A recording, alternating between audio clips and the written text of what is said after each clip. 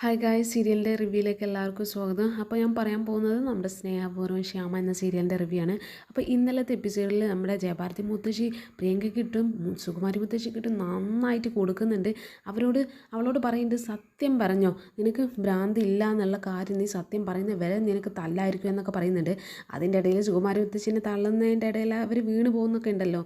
എന്നിട്ട് ഇവളോട് അവസാനമായിട്ട് പറയാണ്, നീ സത്യം പറയുന്നത് വരെ ഞാൻ തല്ലിക്കൊണ്ടിരിക്കും. അത് നീ നാളെ നേരം വെളുത്താലും കുഴപ്പമില്ല, അതുവരെ ഞാൻ തല്ലിക്കൊണ്ടിരിക്കും. നീ സത്യം പറഞ്ഞെന്നൊക്കെ പറയുമ്പോൾ ഇവളെ എങ്ങനെയായാലും സമ്മതിച്ച് കൊടുക്കുന്നൊന്നുമില്ലല്ലോ. ഇവൾ എന്ത് പറഞ്ഞാലും എനിക്കൊന്നും ഓർമ്മയില്ല എന്നൊക്കെയാണ് പറയുന്നത്. അപ്പോൾ സുകുമാരി മുത്തശ്ശി അവളോട് വേണ്ട വേണ്ട, അവൾ തല്ലണ്ട എന്നൊക്കെ ഇങ്ങനെ ജയഭാരതി മുത്തശ്ശിനോട് പറയുന്നുണ്ടെങ്കിലും ജയഭാരതി മുത്തശ്ശി മൈൻഡ് പോലും ചെയ്യുന്നില്ല. ജയഭാരതി മുത്തശ്ശി അറിയണ്ട്, ഒരു ദിവസം ഇങ്ങനെ കടന്നു പോയാലും ശരി, ഞാൻ നീ അടി നിർത്തത്തില്ല, നീ സത്യം പറഞ്ഞെന്ന് പറഞ്ഞ് ഭയങ്കര തല്ലാണ്. അപ്പോൾ അവസാനം അവൾ പറയുന്നുണ്ട്, അയ്യോ അമ്മേ, തല്ല് നിർത്തി, ഞാൻ കാര്യം പറയാം എന്നൊക്കെ പറയുമ്പോൾ എല്ലാവരും ഇങ്ങനെ ഇവളെന്താ പറയുന്നതെന്നൊക്കെ നോക്കി നിൽക്കണ്. സുകുമാരി മുത്തശ്ശിയാണെങ്കിൽ അയ്യോ എന്നൊക്കെ പറഞ്ഞ് തലയിൽ കൈ വെച്ച് നിൽക്കണം. എന്തായാലും ഏത് കാര്യം കൂടി പാളിപ്പോയാൽ അവർ ആ വീട്ടിൽ നിന്ന് ഇറങ്ങേണ്ടി വരുമെന്ന് സുകുമാരി മുത്തശ്ശിക്ക് നന്നായിട്ട് അറിയാം. അപ്പം ജയഭാരതി മുത്തശ്ശി അറിയുന്നുണ്ട്, പറ, എല്ലാവരും മുന്നിൽ വെച്ച് ഉറക്കെ പറ എന്നൊക്കെ അങ്ങനെ പറയുമ്പോൾ ഇവൾ ഞാൻ പറയാം എന്നൊക്കെ അങ്ങനെ പറയാണ്. എല്ലാവരും ഇത് ശ്രദ്ധിച്ച് നിൽക്കുകയാണ്, ഇവൾ എന്താ പറയാൻ പോകുന്നതെന്നൊക്കെ. അവസാനം അവൾ പറയാണ്, എനിക്ക് ബുദ്ധിക്ക് യാതൊരു കുഴപ്പമില്ല എന്നൊക്കെ പറയുമ്പോൾ ഈ പത്മിനിയും വരുണിൻ്റെ അച്ഛനും എല്ലാവരും ഞെട്ടണേ. അപ്പോൾ ഏറ്റവും കൂടുതൽ ഞെട്ടുന്നത് നമ്മുടെ കൽപ്പന ഉർവശിയായിരിക്കും. കാരണം ഇവരെ കൂടെ തന്നെ നിന്നിട്ട് ഇതുവരെയായിട്ട് ആ സത്യം അവർ തിരിച്ചറിഞ്ഞിട്ടില്ല. ഇവരും ആകെ ഞെട്ടിപ്പോവാണ്. കാരണം എങ്ങനെയായാലും ഇവരെല്ലാ കാര്യത്തിനും ഇവർ കൂടെ ഉണ്ടെങ്കിൽ ആ സത്യം മാത്രം ഇവർ ഇതുവരെ അറിഞ്ഞിട്ടുമില്ല. സുകുമാരിയൊക്കെ അയ്യോ എന്നൊക്കെ പറഞ്ഞിട്ട് ആകെ മുഖം പൊത്തി നിൽക്കുകയാണ്. കാരണം എല്ലാം പാളിപ്പോയി. പ്രിയങ്ക പറയുന്നുണ്ട്, ഞാനും മുത്തശ്ശിയും കൂടി എല്ലാവരും പറ്റിക്കാൻ വേണ്ടി ചെയ്തതാണ് എന്നൊക്കെ ഇങ്ങനെ അവൾ കരഞ്ഞുകൊണ്ട് പറയുന്നുണ്ട്.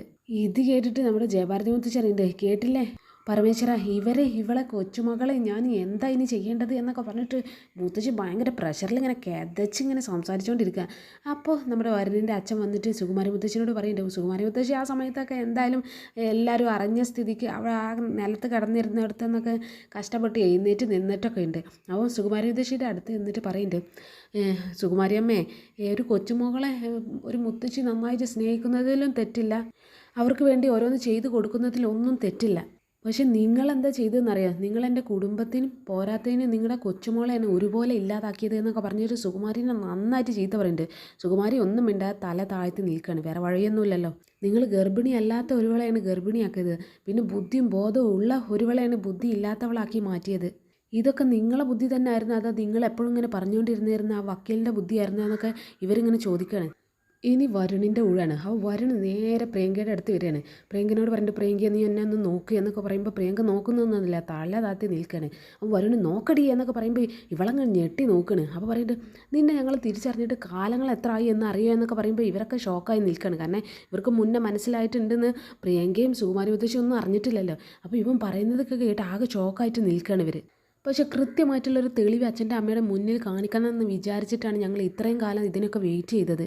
അപ്പോൾ പിന്നെ രാധിക വന്നിട്ട് പറഞ്ഞിട്ട്, ഞങ്ങൾക്ക് ഉറപ്പായിരുന്നു, ഞങ്ങൾ പ്രാർത്ഥിക്കുന്ന ഭഗവാൻ എന്തായാലും ആ തെളിവ് ഞങ്ങളെ മുന്നിൽ കിടന്ന് കാണിക്കുമെന്ന് ഞങ്ങൾക്ക് അത്രയ്ക്കും നല്ല ഉറപ്പായിരുന്നു എന്നൊക്കെ രാധികം പറയുന്നു. രാധികയൊക്കെ നല്ല ദേഷ്യം വന്നിട്ടുണ്ട്. കാരണം അവളെ ജീവിതം ഇല്ലാതാക്കാൻ വേണ്ടിയിട്ട് അത്രയും മെനക്കെട്ട് ഇറങ്ങിയ രണ്ടുപേരായിരുന്നു ഇവൾ.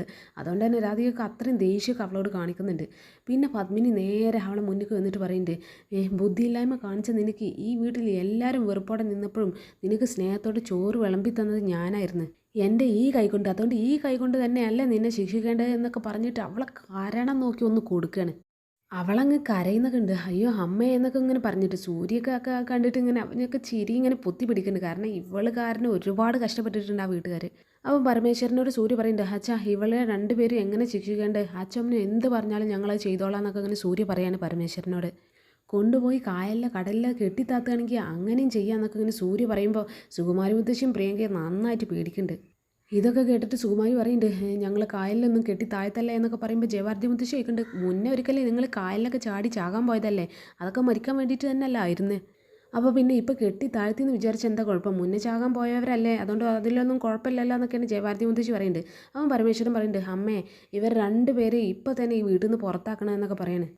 ലാസ്റ്റ് പരമേശ്വരൻ പറയുന്നുണ്ട്, ഇനി ആരായാലും ഇവർ രണ്ടുപേരെ കണിമംഗലത്ത് കാണുകയാണെങ്കിൽ ആര് കണ്ടാലും അവർ കയ്യിൽ കിട്ടുന്നത് എന്താണോ അതെടുത്ത് ഇവരെ തല്ലി കൊല്ലണം എന്നൊക്കെ പറയുമ്പോൾ സുകുമാരി അങ്ങ് ഞെട്ടാണ്. എന്നിട്ട് നമ്മുടെ വരുണിൻ്റെ അച്ഛന് നേരെ ആ ഡ്യൂട്ടി കൊടുക്കുന്ന രാധികക്കാണ്. രാധികനോട് പറയുന്നുണ്ട്, രാധികയെ പിടിച്ചിറക്കിക്കോ രണ്ടുപേരെ എന്നൊക്കെ പറയുമ്പോൾ രാധിക നേരെ ഡോറ് തുറന്നിട്ട് പുറത്തേക്കുള്ള വാതിലങ്ങ് തുറന്നിട്ടാണ്. എന്നിട്ട് പറയുന്നുണ്ട്, രണ്ടുപേരും ഇപ്പം തന്നെ ഇറങ്ങിക്കോ എന്നൊക്കെ അങ്ങനെ അവളോട് പറയാണ്. ആ സമയത്ത് പ്രിയങ്ക പറയുന്നുണ്ട്, നേരെ വരുണിൻ്റെ അച്ഛൻ്റെ അടുത്ത് വന്നിട്ട് കൈ കൂപ്പിയിട്ട് സംസാരിക്കുകയാണ്. അച്ഛാ, എന്നെ പറഞ്ഞു വിടരുത് അച്ഛൻ, ഞാൻ ഇവിടെ തന്നെ നിന്നോളാം, ഞാൻ കിട്ടുന്നതൊക്കെ തിന്നിട്ട് ഇവിടെ അടങ്ങി ഒടുങ്ങി നിന്നോളാം എന്നൊക്കെ അങ്ങനെ പറയാണ്. അത് കേട്ട് ജയഭാരതി മുത്തശ്ശി നേരെ വടിയും കൊണ്ട് വീണ്ടും വരികയാണ് അവളുടെ അടുത്തേക്ക്. കിട്ടുന്നതൊക്കെ വാങ്ങിച്ച് ഇവിടെ തന്നെ നിന്നോളെ എന്നല്ലേ പറഞ്ഞത്, അപ്പോൾ പിന്നെ എന്നാ വാങ്ങിച്ചോ എന്ന് പറഞ്ഞിട്ട് പിടിച്ചോ എന്നൊക്കെ പറഞ്ഞിട്ട് വീണ്ടും തല്ലാണ്. കാരണം എന്ത് കിട്ടുന്നതും വാങ്ങിച്ചോളാം എന്നുള്ള അർത്ഥത്തിലല്ല അവൾ പറഞ്ഞത്. ആ അർത്ഥത്തിന് ജയഭാരതി മുത്തശ്ശി കൊടുത്തത് അടിയാണ്. നല്ല അടി തിരിച്ചും മറിച്ചും കൊടുക്കുകയാണ്. അവൾ കരഞ്ഞോണ്ട് നിൽക്കുകയാണ്. അവൾ അടിക്കല്ലേ എന്നൊക്കെ പറയുന്നുണ്ട്. അതിൻ്റെ ഇടയിൽ സുകുമാരി മുത്തശ്ശിക്കും കൊടുക്കുന്നുണ്ട്. പോരെ പോരെ, ഇതും വേണോ ഇനിയും വേണോ എന്നൊക്കെ അങ്ങനെ ജയഭാരതി മുത്തശ്ശി ചോദിക്കുന്നുണ്ട്, അടിക്കുന്നുണ്ട്. രണ്ട് പേർക്കും വീണ്ടും നല്ല വയറ് നിറച്ച് കൊടുക്കുകയാണ് ജയഭാരതി മുത്തശ്ശി. ജയഭാരതി മുത്തശ്ശി അവരെ അടിച്ച് വീടിൻ്റെ പുറത്താക്കിയിട്ടും പിന്നെ അടി നിർത്തുന്നില്ല. കാരണം അവർ ഗേറ്റ് വരെ അടിച്ചുകൊണ്ട് ഓടിച്ച് വിടുകയാണ്. വേഗം ഇറങ്ങിക്കോ ഇറങ്ങിക്കോ വീട്ടിൽ നിന്ന് എന്നൊക്കെ പറഞ്ഞിട്ട് അവർ അടിച്ചടിച്ചൊരു വിധമാക്കുകയാണ്. വീടിൻ്റെ മുറ്റത്തു നിന്ന് കഴിഞ്ഞ് ഗേറ്റും കഴിഞ്ഞ് അവരെ അടിച്ചു ഓടിക്കുകയാണ്. എന്നിട്ട് പറയുന്നത് ജയഭാരതി മുത്തശ്ശി, ഇനി ഈ പരിസരത്ത് കണ്ടുപോകരുത്, ഈ ജയഭാരതിയെ നിനക്ക് അറിയില്ല എന്നൊക്കെ പറഞ്ഞിട്ട് അവരെ ആട്ടി ഓടിക്കുകയാണ് വീട്ടിൽ നിന്ന്. വീടിൻ്റെ അകത്തുള്ളവരൊക്കെ എന്തായാലും നല്ല സന്തോഷത്തിലാണ്. കൂടെ ഈ കൽപ്പനയ്ക്കും പ്രിയങ്കയ്ക്കും ഒക്കെ സന്തോഷമാണ്. കൽപ്പനയ്ക്കും ഊർവശിക്കും അവർ രണ്ടുപേരും ഒക്കെ സന്തോഷിക്കുന്നുണ്ട്. കാരണം ഇവരെയും കൂടി വറ്റിച്ചവരല്ല എന്നുള്ള ചിന്തയിലായിരിക്കും വേണമെങ്കിൽ അവരങ്ങനെ സന്തോഷിച്ച് ചിരിക്കുന്നൊക്കെ ഉള്ളത്.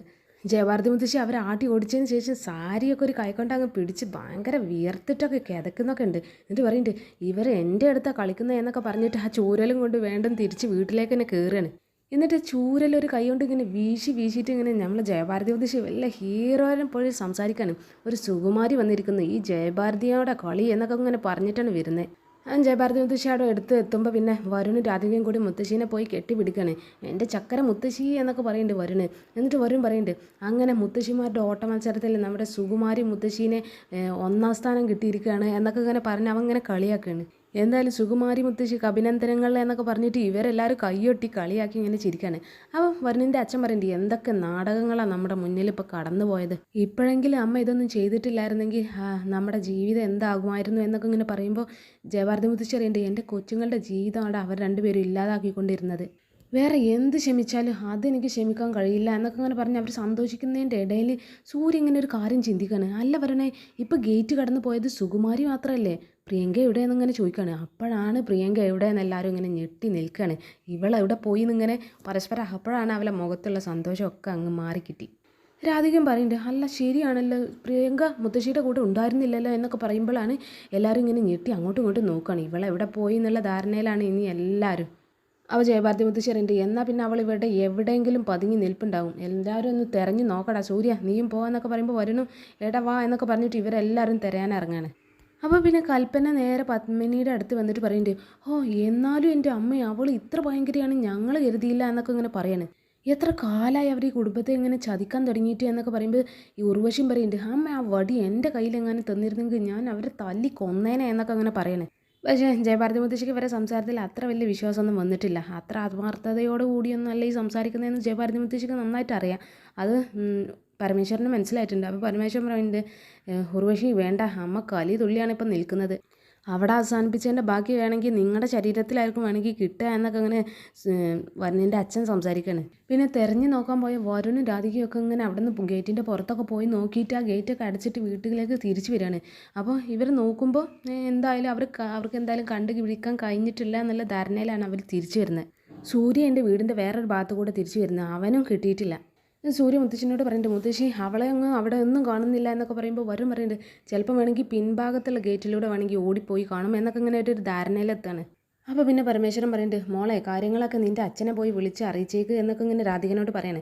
അപ്പം ശരി അച്ഛൻ എന്നൊക്കെ പറഞ്ഞിട്ട് രാധിക നേരെ വീടിൻ്റെ അകത്തേക്ക് കയറുകയാണ്. കാരണം ഫോൺ എടുക്കാൻ വേണ്ടിയിട്ട് അവൾ അകത്ത് കയറുന്ന സമയത്ത് നമ്മുടെ ജയഭാരതി മുത്തശ്ശി വരുണിനോട് ചോദിക്കുന്നുണ്ട്, നിനക്ക് സന്തോഷമായില്ലേടാ എന്നൊക്കെ ഇങ്ങനെ പറയുമ്പോൾ വരും പറയുന്നുണ്ട്, സന്തോഷിക്കാതെ പിന്നെ ഒരു ഫൈറ്ററല്ല എൻ്റെ കൂടെ ഉള്ളത്, പിന്നെ ഞാൻ എങ്ങനെ സന്തോഷിക്കാതെ ഇരിക്കുക എന്നൊക്കെ ഇങ്ങനെ മുത്തശ്ശിനെ ഇങ്ങനെ കെട്ടിപ്പിടിച്ച് സംസാരിക്കുകയാണ്.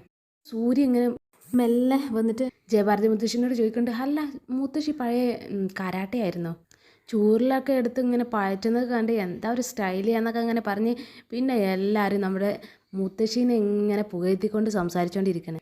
പിന്നെ രാധിക ഇങ്ങനെ ഫോണെ വിളിച്ചുകൊണ്ടിരിക്കുകയാണ് അവളെ റൂമിൽ. അപ്പോൾ അങ്ങനെ പറയുന്നുണ്ട് ദേവനാരായണനോട്, അച്ഛാ അവർ രണ്ടുപേരും ഇവിടുന്ന് പോകുന്ന നേരെ അങ്ങോട്ടേക്ക് തന്നെ ആയിരിക്കും വരുന്നതെന്നൊക്കെ പറയുമ്പോൾ അച്ഛൻ പറയുന്നുണ്ട്, ആ ഓക്കെ മോളെ, അവർ രണ്ടുപേരും ഇവിടെ എത്തിയിട്ട് ഞാൻ നിങ്ങളെ വിളിച്ചോളാം എന്നൊക്കെ അങ്ങനെ പറയാണ്.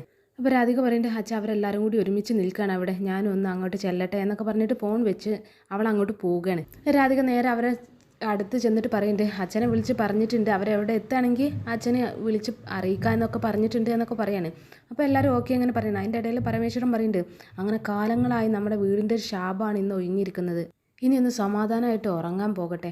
അല്ല അമ്മേ, എന്തിനാ വടി ഇങ്ങനെ കൈ പിടിച്ചിരിക്കുന്നത്, അതൊന്ന് വലിച്ചെറിഞ്ഞൂടെ, ഇനി അതിൻ്റെ ആവശ്യമില്ലല്ലോ എന്നൊക്കെ പറയുമ്പോൾ ജയഭാരതി മുത്തശ്ശി പറയുന്നുണ്ട്, ഇത് കൊള്ളാടാ, എന്തായാലും ഈ കാലത്ത് ഈ തല്ലുന്നതൊക്കെ കുറ്റമാണ്, പക്ഷെ തല്ലേണ്ട ഇടത്ത് തല്ല് തന്നെ വേണ്ടി വരും, അതുകൊണ്ട് എന്തായാലും ഇത് എൻ്റെ കയ്യിൽ തന്നെ ഇരിക്കട്ടെ, ഞാൻ കളയുന്നില്ല എന്നാണ് ജയഭാരതി മുത്തശ്ശി പറയുന്നത്. ഇനിയിപ്പോൾ എന്തായാലും സുകുമാരി മോളും കൂടി ഇവിടുന്ന് പുറത്ത് പോയത് ചോദ്യം ചെയ്യാൻ വേണ്ടി കുറച്ച് ആൾക്കാർ ഇങ്ങോട്ട് വരുന്നത് എന്തായാലും സാധ്യതയുണ്ട്, അതിനി അസോസിയേഷൻകാരായാലും പോലീസുകാരായാലും.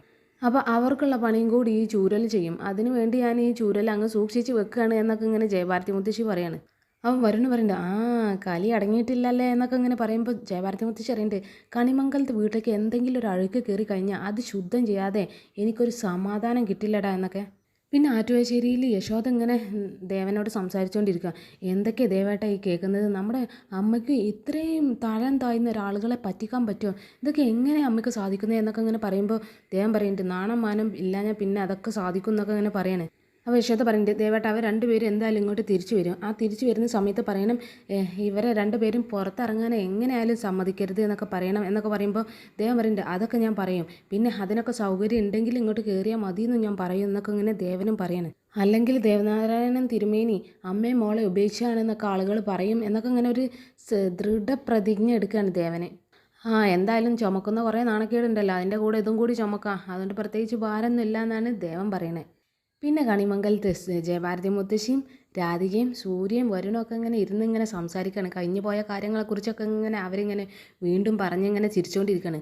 അപ്പം സൂര്യ പറയുന്നുണ്ട്, മുത്തശ്ശി ആ ചൂരലെടുത്ത് ഇങ്ങനെ കറക്കുന്ന ആ സമയത്ത് ഈ ബാധയൊക്കെ ഒഴിക്കുന്ന ഈ തിരുമേനികളൊക്കെ ഉണ്ടാവില്ല, അവരെ പോലെ ഉണ്ടായിരുന്നു എന്നൊക്കെ ഇങ്ങനെ പറയാണ്. അപ്പോൾ ജയഭാരതി മുത്തശ്ശി പറയുന്നുണ്ട്, ബാധ ഒഴിപ്പിക്കുക തന്നെ അല്ലായിരുന്നു ഞാൻ ചെയ്തത്, അതും കണിമംഗലത്ത് കയറിയ ഒരു ബാധനെ ഒഴിപ്പിക്കുക തന്നെയായിരുന്നു ഞാൻ ചെയ്തത്, അവൾക്ക് ഇന്ന് തന്നെ വരുണിൻ്റെ ഭാര്യയായാൽ മതി എന്നാണ് അവർ രണ്ടുപേരും ഇന്നലെ രാത്രി സംസാരിക്കുന്നതൊക്കെ ഞാൻ കേട്ടതാണ്, അപ്പം തന്നെ അവർക്കുള്ള തിരിച്ചടി ഞാൻ കരുതി വെച്ചതായിരുന്നു എന്നൊക്കെ പറയുമ്പോൾ സൂര്യയല്ല വരുണ് പറയുന്നുണ്ട്, മുത്തശ്ശി എനിക്ക് ഏറ്റവും സന്തോഷമായത് എന്താണെന്ന് വെച്ചാൽ ഈ അച്ഛന് എല്ലാ കാര്യങ്ങളൊക്കെ തിരിച്ചറിഞ്ഞല്ലോ, നമ്മളെ കുടുംബത്തിൻ്റെ നാണക്കേട് അല്പമെങ്കിലും ഒന്ന് കുറഞ്ഞു കിട്ടിയല്ലോ എന്നൊക്കെ ഇങ്ങനെ വരുണ് ഇങ്ങനെ സമാധാനിക്കുകയാണ്.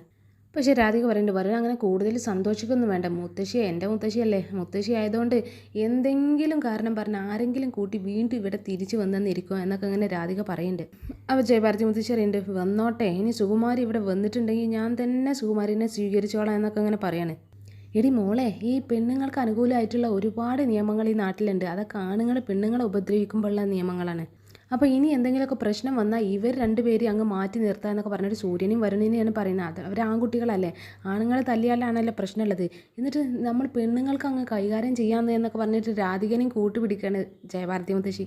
അപ്പോൾ പിന്നെ പെണ്ണുങ്ങൾ തമ്മിലുള്ള പ്രശ്നമല്ല അതാകുള്ളൂ എന്നൊക്കെ പറയുമ്പോൾ സൂര്യ പറയുന്നുണ്ട്, മുത്തശ്ശി അപ്പോൾ എല്ലാം അങ്ങനെ തീരുമാനിച്ച് ഉറപ്പിച്ച് നിൽക്കുകയാണല്ലേ എന്നൊക്കെ ഇങ്ങനെ പറയാണ്.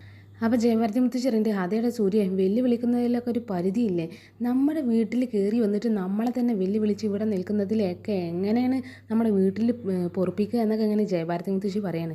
എൻ്റെ മനസ്സിങ്ങനെ പറയുന്നുണ്ട്, ഇത് രണ്ടെണ്ണത്തിൻ്റെ അവസാനത്തെ പോക്കാണ്, ഇനി എന്തായാലും അവർക്ക് ഇങ്ങോട്ട് തിരിച്ചു കയറാനുള്ള ധൈര്യമൊന്നും ആ സുകുമാരിക്ക് ഉണ്ടാവില്ല എന്നുള്ള എൻ്റെ മനസ്സ് ഇത് തന്നെയാണ് പറഞ്ഞുകൊണ്ടിരിക്കുന്നത് എന്നൊക്കെ ഇങ്ങനെ ജയഭാരതി മുത്തശ്ശി പറഞ്ഞ് ഇങ്ങനെ ഒരു ആശ്വാസം കൊള്ളുകയാണ്. അവൻ വരുണ് പറയുന്നത്, ഇനി പ്രതികാരം ഇങ്ങോട്ട് കയറുന്നതല്ലാതെ വേറെ ഏതെങ്കിലും രീതിയിലൊക്കെ ആയിരുന്നു പുറത്ത് വരുന്നത്, കാരണം ആ CI സാറും മറ്റവരും ഒക്കെ ഇങ്ങനെ പുറത്ത് കച്ച കെട്ടി നിൽക്കുകയല്ലേ എന്നൊക്കെ പറയുമ്പോൾ ജയഭാരതി മുത്തശ്ശി പറയുന്നുണ്ട്, അതൊക്കെ നിങ്ങൾ ആണുങ്ങളെ വകുപ്പാണ്, അതൊക്കെ നിങ്ങൾ തന്നെ കൈകാര്യം ചെയ്തോളൂ, എന്തായാലും കുടുംബത്തിനകത്തുള്ള കാര്യങ്ങളൊക്കെ ഞാൻ രാധിക അങ്ങ് കൈകാര്യം ചെയ്തോളാം എന്നൊക്കെ പറയുമ്പോൾ രാധിക പറയുന്നുണ്ട്, അത് തന്നെയാണ് ശരി എന്നൊക്കെ അവളിങ്ങനെ പറയാണ്. എന്തായാലും മുത്തശ്ശി കൂട്ടിനുള്ളപ്പം ഞങ്ങൾക്ക് എന്തിനാ ഒരു പേടി എന്നൊക്കെ പറഞ്ഞ് അവരിങ്ങനെ സന്തോഷിക്കുകയാണ്. പിന്നെ രാത്രി നമ്മുടെ പത്മിനി വാതിലൊക്കെ കതകടച്ച് ഉറങ്ങാൻ പോകാൻ വേണ്ടിയിട്ട് വാതിലിൻ്റെ കതകൊക്കെ ഇങ്ങനെ അടക്കാണ്. അപ്പം പുറത്തുള്ള വാതിലിൻ്റെ കതക് ഇങ്ങനെ അടക്കുന്ന സമയത്ത് പുറത്ത് വെള്ളം ഇങ്ങനെ വീഴുന്ന സൗണ്ട് കേൾക്കുകയാണ്. അപ്പം പത്മിനി നേരെ ഡോറൊക്കെ തുറന്നിട്ട് പുറത്തേക്ക് നോക്കുന്ന സമയത്തുണ്ടാവും പുറത്തുള്ള ടാപ്പിൽ വെള്ളം ഇങ്ങനെ ഒഴുകി പോവുകയാണ്. അപ്പം പത്മിനി പറയുന്നുണ്ടോ, ദൈവമേ ഇതൊക്കെ ആരാ ഇവിടെ തുറന്നിട്ടിരിക്കുന്നത് എന്നൊക്കെ ഇങ്ങനെ പറയുന്നത്. പക്ഷേ അതിൻ്റെ ഇടയിൽ പ്രിയങ്ക ഇങ്ങനെ ഒളിച്ച് നിൽക്കുന്നുണ്ട്. അവിടെയുള്ള ചെടിയുടെ ഉള്ളിലിങ്ങനെ ഒളിച്ച് നിൽക്കണം. അവൾക്ക് കിട്ടിയ ചാൻസിന് അകത്ത് കയറാൻ വേണ്ടിയിട്ടായിരുന്നു, വേണമെങ്കിൽ അവൾ ചെയ്തു വെച്ച പണിയായിരിക്കും അത്. പത്മിനി നേരെ ചെന്ന ടാപ്പ് ഇങ്ങനെ അടക്കുന്ന സമയത്ത് ഈ പ്രിയങ്ക വേറെ വഴിയിലൂടെ നേരെ വീടിൻ്റെ അകത്ത് കയറുകയാണ്. അവൻ പത്മിനി ടാപ്പ് ഇങ്ങനെ അടക്കുമ്പോൾ പറയുന്നുണ്ട്, ഓ എന്തെങ്കിലും ഒരു ആവശ്യത്തിന് ആരെങ്കിലും ടാപ്പ് തുറന്നാൽ അത് അടക്കാൻ പോലും അവർക്ക് പറ്റില്ല എന്നൊക്കെ ഇങ്ങനെ പിറുപിറുത്തോണ്ട് ഇങ്ങനെ ടാപ്പ് അടിച്ചിട്ട് നേരെ വീട്ടിലെ അകത്ത് കയറി പോകുകയാണ്.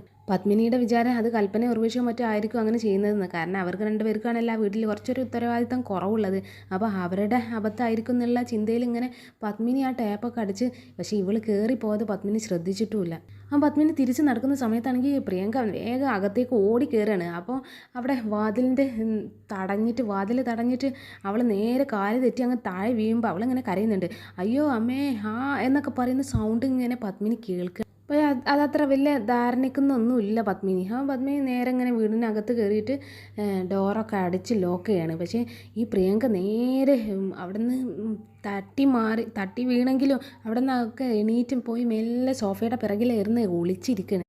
പത്മിനി നേരെ ആ സോഫയുടെ അടുത്തേക്ക് ഇങ്ങനെ വരുന്നത് കണ്ട് പ്രിയങ്ക ഇങ്ങനെ പേടിച്ച് നിൽക്കുകയാണ്. ഇപ്പം തന്നെ എന്നെ കയ്യോട് പിടിക്കുമെന്ന് വിചാരിച്ച് പ്രിയങ്ക ഇങ്ങനെ കൈ മുറുക്കി പിടിച്ചിങ്ങനെ നിൽക്കുകയാണ്. പക്ഷേ നമ്മുടെ പത്മിനി നേരെ പോയിട്ട് ആ സോഫയുടെ അടുത്തൊരു സ്വിച്ച് ബോർഡ് ഉണ്ടാകും. ആ സ്വിച്ച് ബോർഡിൽ നിന്ന് ലൈറ്റ് ഓഫാക്കാൻ വേണ്ടിയിട്ട് വന്നിരിക്കുകയായിരിക്കും. അപ്പോൾ ലൈറ്റ് ഓഫാക്കിയിട്ട് നേരെ പത്മിനി തിരിച്ചു പോകുകയാണ്. ആ സമയത്ത് പ്രിയങ്കയ്ക്ക് ഭയങ്കരമായിട്ട് ആശ്വാസം വരികയാണ്. കാരണം അവളെ പിടിച്ചില്ലല്ലോ എന്നുള്ള ധാരണയിൽ. കാരണം ഇനി ലൈറ്റ് ഓഫാക്കിയതുകൊണ്ട് ഇനി കാണത്തില്ല. അതുകൊണ്ട് അവൾക്ക് നല്ല ധൈര്യം വന്നിരിക്കുകയാണ്. അപ്പോൾ പിന്നെ ഇപ്പോൾ റൂമിൽ ആരും ഇല്ല, ഹാളിൽ ആരും ഇല്ല എന്ന് കണ്ടപ്പോൾ പിന്നെ അവൾ ആ സോഫയുടെ ഇടയിൽ നിന്നൊക്കെ എഴുന്നേറ്റ് ഇങ്ങനെ അവിടെ നിന്നിട്ട് ഇനി വേറെ എന്തെങ്കിലും ഒളിക്കാനുള്ള വഴി കണ്ടെത്തി അവിടെ ഇങ്ങനെ നോക്കുന്നുണ്ട്, എങ്ങോട്ടോ ഒന്ന് ഓടി പോകുന്നൊക്കെ ഉണ്ട്. അപ്പോൾ എങ്ങോട്ടാ പോയത് എന്നൊന്നും കാണിക്കുന്നില്ലെങ്കിലും പിന്നെ നേരെ ആറ്റുവാശ്ശേരിയിൽ കാണിക്കുന്നുണ്ട്. ആറ്റുവാശ്ശേരിയിൽ നമ്മുടെ രാധികയുടെ അച്ഛനും അമ്മയൊക്കെ അവിടെ മുറ്റത്ത് കാത്ത് നിൽക്കുകയാണ് ഇവർ വരുന്നത് നോക്കിയിട്ട്. വന്നിട്ട് വേണം രണ്ട് വർത്താനം പറയാനെന്നുള്ള രീതിയിലാണ് ദേവൻ അവിടെ അങ്ങനെ മുറ്റത്ത് നല്ല കട്ട വെയിറ്റിങ്ങിലാണ് രണ്ടുപേരും. പക്ഷെ ഇവരെ കാണുന്നൊന്നുമില്ല. അപ്പോൾ യശോദ പറയുന്നുണ്ട്, അമ്മയും പ്രിയങ്കേനെയും അവിടെ നിന്ന് ആട്ടി വിട്ടിട്ടുണ്ടെങ്കിൽ അവരിവിടെ എത്തേണ്ട സമയം കഴിഞ്ഞില്ല എന്നൊക്കെ ഇങ്ങനെ പറയുന്നുണ്ട്. അപ്പോൾ പിന്നെ ദേവൻ പറയുന്നുണ്ട്, വരുന്നത് എന്തായാലും ഇങ്ങോട്ട് തന്നെ ആയിരിക്കും. പക്ഷേ എന്തൊക്കെ ചെയ്ത് തീർത്തിട്ടാണോ ഈ വരുന്നത് എന്നുള്ള കാര്യത്തിലാണ് എനിക്കൊരു സംശയം എന്നൊക്കെ അങ്ങനെ പറഞ്ഞ് ആ ഒരു പേടി അവർക്കുണ്ട്. കാരണം ഇനി എന്തെങ്കിലുമൊക്കെ കാട്ടി കൂട്ടിയിട്ട് വല്ല പണിയോ ഒപ്പിച്ച് വെക്കുമോ എന്നുള്ള പേടിയാണ് ഈ ദേവനുള്ളത്. അമ്മയുടെ കാര്യമാണ്, ഒന്നും പറയാൻ പറ്റത്തില്ല എന്നൊക്കെ പറയുമ്പോൾ യശോദ പറയുന്നുണ്ട്, അല്ല ഇനി വേറെ ഇടത്തേക്കെങ്കിലൊക്കെ ഒന്ന് പോയിട്ടുണ്ടാവുമോ എന്നൊക്കെ അങ്ങനെ പറയുമ്പോൾ ദേവൻ പറയുന്നുണ്ട്, ഇതിന് മുന്നും അങ്ങനെ മാറി നിന്നിട്ടുണ്ടല്ലോ, എന്നിട്ട് എന്താ സംഭവിച്ചത്, അവസാനം ഇങ്ങോട്ട് തന്നെ വന്നു, അതുപോലെ എങ്ങോട്ട് പോയാലും അവസാനം ഇവിടെ തന്നെ എത്തുമെന്ന് ദേവനിങ്ങനെ പറയുന്നുണ്ട്. അമ്മ ഈ കാണിച്ച് കൂട്ടുന്നതൊക്കെ വേറെ ആർക്കെങ്കിലുമൊക്കെ സഹിച്ച് നിൽക്കാൻ കഴിയുന്നൊക്കെ നിനക്ക് തോന്നുന്നുണ്ടോ എന്നൊക്കെ പറയുമ്പോൾ യശോദ പറയുന്നുണ്ട്, ഭാഗ്യത്തിന് അവിടെ നിന്ന് ഇറങ്ങി കിട്ടി, അതെന്നെ വലിയ ആശ്വാസമാണ് എന്നൊക്കെ ഇങ്ങനെ യശോദയും പറയാണ്. പിന്നെ സുകുമാരി മുത്തശ്ശി ഇങ്ങനെ നടന്ന് ഒരു സ്ഥലത്തെത്താണ്. എന്നിട്ട് ഇങ്ങനെ ചിന്തിക്കുന്നുണ്ട്, ദൈവമേ എൻ്റെ പ്രിയങ്ക മോൾക്ക് എന്താ സംഭവിച്ചതെന്ന് പോലും അറിയില്ലല്ലോ, ആ തിരക്കിനിടയിൽ ഞാൻ അങ്ങ് ഓടിപ്പോവുകയും ചെയ്തു, അവൾ എവിടെ പോയി എന്ന് പോലും നോക്കിയില്ല, ഇനി എന്താ ഇപ്പോൾ ചെയ്യുക എന്നൊക്കെ പറഞ്ഞിട്ട് ഇവർ ഇങ്ങനെ വേവലാതി പെട്ടിരിക്കണം. ഇവർക്ക് അറിയില്ല അവൾ അവിടെ തന്നെ പിടിച്ചു നിന്ന കാര്യമൊന്നും. പ്രിയങ്കയ്ക്ക് കണിമംഗലത്ത് എന്താ പണിയെന്ന് വെച്ചാൽ നേരെ കിച്ചണിൽ പോയിട്ട് കഞ്ഞി കുടിക്കുകയാണ്. ഇത്രയും നാണമില്ലാതെ വീണ്ടും അവിടെ പോയി തന്നെ ഫുഡും കഴിച്ച് അവിടെ തന്നെ പിടിച്ച് നിൽക്കുകയാണ് രട്ടനെ പോലെ തന്നെ. അപ്പോൾ ഈ സമയത്ത് തന്നെ നമ്മുടെ സുകുമാരി മുത്തശ്ശി അവൾക്ക് കോൾ ചെയ്യാണ്. അവൾക്ക് എന്തായാലും കൈയൊക്കെ നീറുന്നുണ്ട്, അതിൻ്റെ ഇടയിൽ അവൾ ഫുഡും കഴിക്കുന്നുണ്ട്. ആ സമയത്ത് ഫോൺ ഇങ്ങനെ റിങ് ചെയ്യാണ്. ആ ഫോൺ എടുക്കുന്ന സമയത്ത് സുകുമാരി മുത്തശ്ശി ചോദിക്കുന്നുണ്ട്, നീ ഇത് എവിടെയാടി മോളെ എന്നൊക്കെ പറയുമ്പോൾ ഈ പ്രിയങ്ക അറിയുന്നുണ്ട്, ഞാനേ ഈ കണിമംഗലത്ത് ഇവിടെ കിച്ചണിൽ ഇങ്ങനെ ഫുഡ് കഴിച്ചുകൊണ്ടിരിക്കുകയാണ് എന്നൊക്കെ ഇങ്ങനെ പറയുമ്പോൾ, നീ എങ്ങനെയാടി അവിടെ എത്തിയത് എന്നൊക്കെ ഇങ്ങനെ പറയുമ്പോൾ ഈ പ്രിയങ്ക പറയുന്നുണ്ട്, മുത്തശ്ശിനെ ഓടിച്ചു വിടുന്ന സമയത്ത് ഞാൻ ആ ചെടീൻ്റെ ഉള്ളിൽ ഒളിച്ചിരിക്കുകയായിരുന്നു. ആ സമയത്ത് ഞാൻ മുത്തശ്ശീനെ ഒന്ന് വിളിക്കാൻ പോലും എനിക്ക് കഴിഞ്ഞിട്ടില്ലായിരുന്നു. അങ്ങനെ മുത്തശ്ശി ഓടിപ്പോയത്. അപ്പോൾ ഞാനിപ്പോൾ ഇങ്ങനെ മെല്ലെ ചെടിയുടെ ഉള്ളിൽ നിന്ന് അകത്ത് കയറി ഇവിടെ ഫുഡ് കഴിക്കുകയാണെന്നുള്ള കാര്യങ്ങളൊക്കെ ഇങ്ങനെ പ്രിയങ്ക പറഞ്ഞു കൊടുക്കുകയാണ് സുകുമാരി മുത്തശ്ശിക്ക്. ഇനി ഞാനെങ്ങാനും മുത്തശ്ശിനെ ഓടിക്കുന്ന സമയത്ത് ഉറക്കെ ഞാനിവിടെ ഉണ്ട് എന്നെങ്ങാനും പറഞ്ഞാൽ അവരെന്നെ കണ്ടുപിടിക്കും ചെയ്യും, അതുകൊണ്ട് ഞാൻ മിണ്ടാതെ അവിടെ തന്നെ നിൽക്കുകയായിരുന്നു എന്നൊക്കെ ഇങ്ങനെ ഈ പ്രിയങ്ക ഇങ്ങനെ സുകുമാരി മുത്തശ്ശിനോടും ഇങ്ങനെ പറയാണ്. അപ്പം പ്രിയങ്ക അതിൻ്റെ ഇടയിൽ കൈ വേദനിച്ചതിൻ്റെ കാല് വേദനിച്ചതിൻ്റെ ഒക്കെ നീറ്റലും എല്ലാം ഉണ്ട്. അതേപോലെ തന്നെ സുകുമാരി മുത്തശ്ശിക്കും ഉണ്ട്. ഊരക്കൊക്കെ ഇങ്ങനെ കൈ വെച്ച് ഇങ്ങനെ നീറലും ഒക്കെ ഇങ്ങനെ അനുഭവിക്കുന്നൊക്കെ ഉണ്ട്. അപ്പം പ്രിയങ്ക ചോദിക്കുന്നുണ്ട്, അല്ല മുത്തശ്ശി കണിമംഗലത്ത് നിന്ന് ഇറങ്ങിയിട്ട് നേരെ ആറ്റുവാശ്ശേരിയിൽ എത്തിയോ എന്നൊക്കെ ഇങ്ങനെ ചോദിക്കണം. എന്തായാലും എത്തിയിട്ടുണ്ടോ ഇല്ല എന്നൊന്നും പറയുന്നതിൻ്റെ മുന്നേ എപ്പിസോഡ് അവിടെ അവസാനിച്ചിരിക്കുകയാണ്. മിക്കവാറും ഇനി സുകുമാരി മുത്തശ്ശി ആറ്റുവാശ്ശേരിക്ക് തന്നെ കയറാനായിരിക്കും ചാൻസ്. വേറെ അങ്ങോട്ട് പോകാനുള്ള വഴിയൊന്നും ഇല്ലല്ലോ. അതുകൊണ്ട് അവിടെ തന്നെ കയറി കൂടാനായിരിക്കും ഇനി അടുത്ത പ്ലാന്. പക്ഷേ പ്രിയങ്കയ്ക്ക് നമ്മുടെ പ്രൊമോയിൽ കാണിച്ചതുപോലെ ഇനി രാധികയുടെ വകയാണ് തല്ലെന്ന് തോന്നുന്നുണ്ട്. രാധിക അവളെ എടുത്ത് തല്ലുന്നതും അവിടെ നിന്ന് ആട്ടി ഓടിക്കുന്നതൊക്കെ അങ്ങനെ കാണിക്കുന്നുണ്ട്. പക്ഷേ പ്രിയങ്ക നല്ല സ്ട്രോങ് ആയിട്ട് തന്നെ അവിടെ നിൽക്കുന്നതൊക്കെയാണ് നമ്മൾ പ്രൊമോയിൽ കണ്ടിട്ടുള്ളത്. അപ്പോൾ ശരിക്കും എന്തൊക്കെയാണ് സംഭവിക്കാൻ പോകുന്നത് എന്നുള്ള അടുത്ത എപ്പിസോഡിൽ തന്നെ ഇരുന്ന് കാണേണ്ടി വരും. അപ്പം ഇന്നത്തെ എപ്പിസോഡ് എന്തായാലും ഇവിടെ അവസാനിച്ചിരിക്കുകയാണ്. പ്രിയങ്കയ്ക്ക് ഇനി അടുത്ത ദിവസം നല്ല അടിയായിരിക്കും എന്നൊക്കെ നമുക്ക് പ്രതീക്ഷിച്ചുകൊണ്ട് ഒരു ബായ് പറയാം. Okay, bye all.